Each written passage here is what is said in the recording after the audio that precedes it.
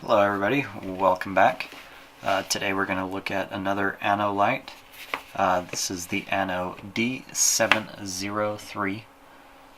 Now this is a different style of light than the last one we reviewed, the last one being the H7500, which was a canister style light. Let's take a quick look at what comes inside of the box. You get the light itself, obviously. You get one 18650 battery. We've got a 18650 battery inside. It's not exactly the one that you get. The one you'll get is a blue one. You get the manual. You get a small dab of silicone lube. You get 2 spare O-rings and a handle, and that's about it in the box itself. Now let's put this aside and we'll take a look at the manual. Put that up so you can pause the video if you'd like and read it for yourself. This light has 3 modes. It comes on first in its mid mode, its high, and then a strobe.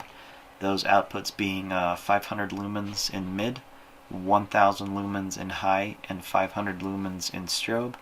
Your burn time goes from 3 hours on mid, 1.5 hours on high, and 6 hours on strobe. The beam length on this light is 300 meters, so that's just how far it throws. The impact resistance is up to 1.5 meters. It's waterproof down to 200 meters or 650 feet.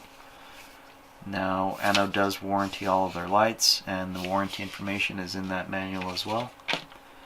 Now let's take a look at the light itself.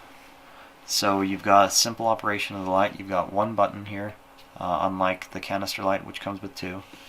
So you've got one, and it's got a 3-second pause for when it comes on. So you have to hold the button for about 3 seconds, and it'll come on in its mid mode. You tap it just once for that 1000 lumens in high mode, tap it again for strobe, and then back over to mid. It'll just cycle those. To turn the light off, you hold. So you press and hold. It's about 5 seconds for it to turn off. We do have a small comparison in the video coming up to a Mares 5RZ, which is a 503 lumen light. So you can kind of see the difference there, but it's a pretty bright light. It definitely holds up to that 1000 lumens, I think. It's rugged. It's very good at dispersing heat, I imagine.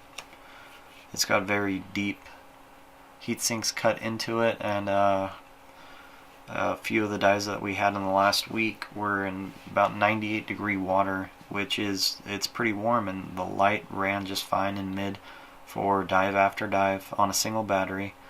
We didn't have any problems with it overheating. We didn't have the light getting any dimmer.